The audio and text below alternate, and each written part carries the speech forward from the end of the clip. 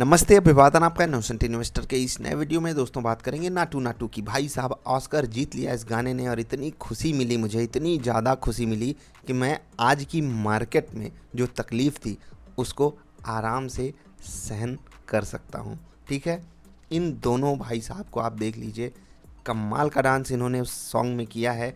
और डांस का मतलब क्या होता है, उस गाने के लिरिक्स हमको बताते हैं। उस गाने को बनाने के लिए बहुत बेहतरीन कोरियोग्राफी की गई है, नो डाउट बहुत मेहनत की गई है उस गाने को हमारे लिए रिकॉर्ड करने के लिए। लेकिन जो लिरिक्स हैं वो पूरी कहानी बयां करते हैं। और ये गाना जब ऑस्कर जीता ना, दिल गदगद हो गया। तो आपसे भी रिक्वेस्ट है, कमाल ज़रूर किया करो, डांस ज़रूर किया करो। और कैसे डांस किया जाता है इस गाने के लिरिक्स आप सुनिएगा ज़रूर। गाने का नाम क्या है वो तो आप जानते ही हो, ऑस्कर जीत लिया है। तो हम आप सभी को शुभकामनाएं देते हैं कि भारत में ऐसे गाने ऑस्कर जीत रहे हैं, ये हमारे लिए बहुत गर्व की बात है। ठीक है, आगे बढ़ते हैं। अब बात करते हैं बाज़ार की। नो डाउट बाज़ार की बात तो करना ही पड़ेगा यार, अब उसको हम इग्नोर नहीं कर सकते किसी भी एंगल से। एक बड़ी सी रेड कैंडल बनी और ऊपर से जो सेलिंग आई ना, वो हिला करके रख दी। अगर आप पॉइंट के टर्म्स में आज के टॉप से गिरावट देखोगे ना, तो आपको असली दर्द समझ में आएगा।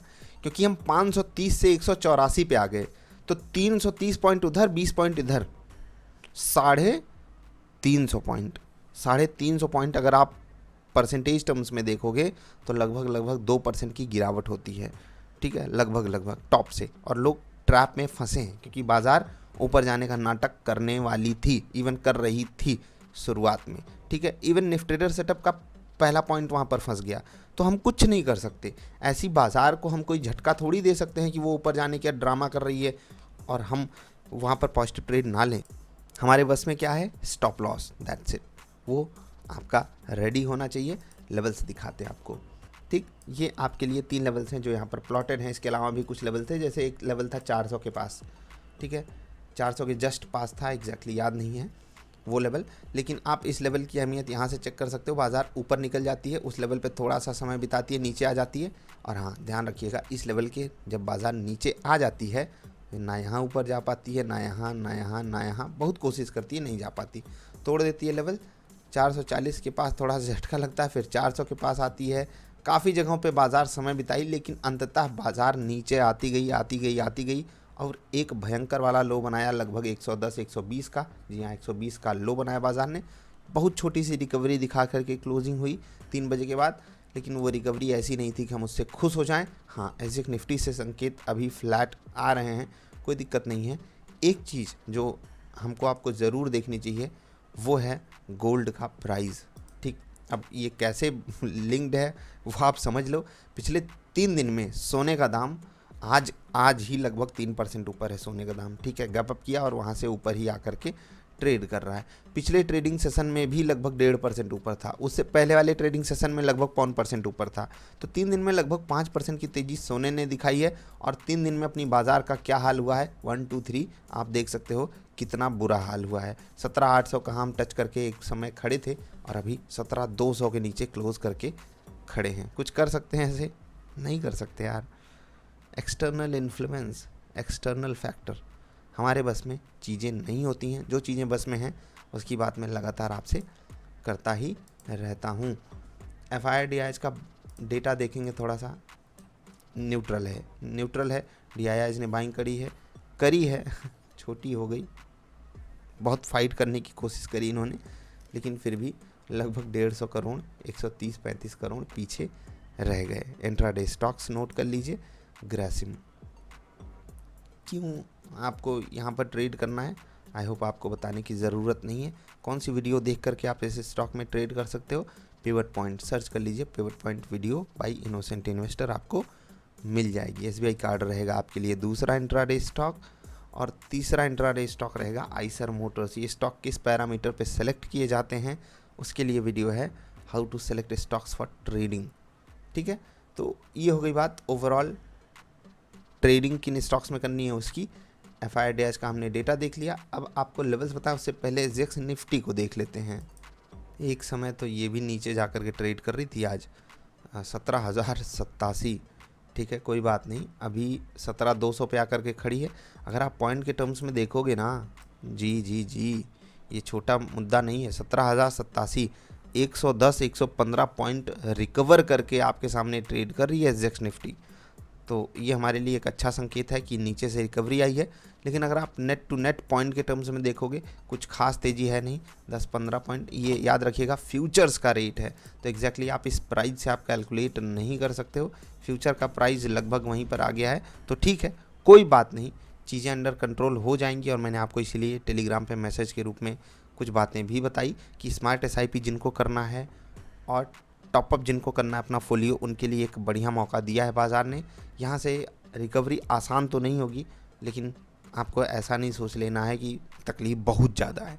ठीक है, बाज़ार गिरती है और कोई बात नहीं, जब तकलीफ़ है चारों तरफ तो गिरना लाजमी है, लेकिन रिकवरी भी तो बाज़ार करके दिखाती है। और उस रिकवरी में आपको प्रॉफिट हो, उसके लिए यहाँ पर आपके पास बाइंग पोजीशन होनी चाहिए।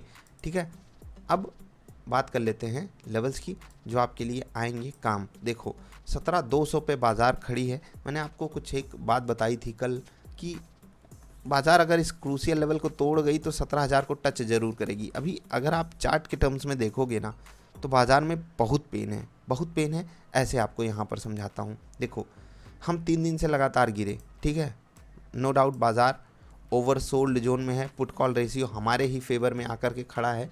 लेकिन यहाँ से यहाँ आ जाना एकदम बियर्स का जो हौसला होता है ना, उसको बहुत ऊंचा कर दिया है। बुल्स बेचारे बैक फुट पे अभी बैटिंग कर रहे हैं, क्योंकि उनके हाथ से खरीदारी हो नहीं पा रही। और वो खरीदारी कौन सा सपोर्ट देख करके अब करेंगे। अब उनके पास जो सबसे बड़ा सपोर्ट अवेलेबल है 17,000। अब 17,000 पे राइटिंग भी बहुत हुई है। इसका मतलब क्या है कि बाज़ार को 17,000 तक गिरने में बुल्स का कुछ खास सपोर्ट आएगा नहीं। मतलब बुल्स ये कहेंगे चलो कोई बात नहीं, 17,000 तक अब गिर ही जाने दो, जब इतना गिर गए तो उतना गिर जाने दो। ये सिर्फ कहने के लिए है बात। भले 17,100 पे भी दबा करके राइटिंग हुई है, कोई बात नहीं। हम बात क्या कर रहे हैं कि 17,000 एक बहुत बड़ा साइकोलॉजिकल लेवल भी है, दबा करके राइटिंग भी हुई है। इसी कारण वो एक बहुत बड़ा सपोर्ट बन करके खड़ा है। और जब वो बड़ा सपोर्ट है, बहुत सारे लोग उसी को देख करके ट्रेड लेंगे। इसीलिए जब तक वो इंटैक्ट है तब तक हमको आपको उतना पैनिक करने की ज़रूरत नहीं है। लेकिन क्योंकि बाज़ार इंपॉर्टेंट लेवल को तोड़ करके यहाँ खड़ी है, इसलिए उस लेवल का आना भी बहुत आसान हो गया है। बियर्स अभी फ्रंट फुट पे बैटिंग कर रहे हैं। आई होप आप समझ गए होंगे। तो कुल मिलाकर के इतना जो खिचड़ी हमने पकाई, उससे आपको समझना क्या चाहिए? समझना ये चाहिए कि यहाँ पर खरीदारी तो करनी है, लेकिन समझदारी के साथ। ऐसा नहीं कि बिना स्टॉप लॉस लगाए ही कर गए। ठीक है, जितना 17,000 के नज़दीक आप खरीद पाओगे उतना बेटर है। तो क्या 17,000 टूटना बिल्कुल आसान नहीं है? भैया ग्लोबल मार्केट से हम चल रहे हैं, यहाँ से यहाँ आ गए चुटकी बजा करके, तो कैसे नहीं 17,000 टूट सकता? बहुत आसानी से। लेकिन उसके लिए ग्लोबल मार्केट का ही ट्रिगर हमको चाहिए होगा। अगर हम अपने कारणों से चलें तो इन्फ्लेशन भी थोड़ा सा आसान हुआ है। हाँ, चीज़ें अंडर कंट्रोल हैं, ऐसा नहीं है कि बहुत गड़बड़ चीज़ें हो गई हैं।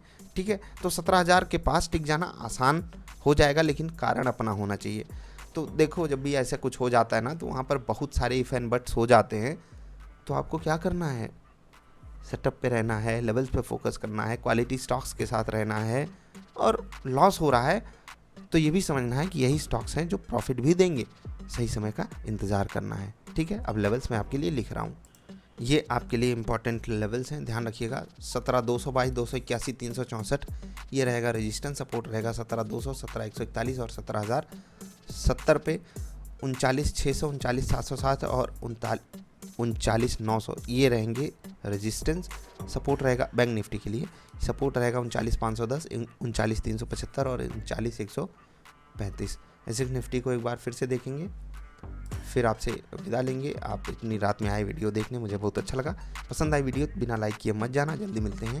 वीडियो देखने के लिए आपका आभार। SGX Nifty flat to positive trade कर रही है। नमस्कार।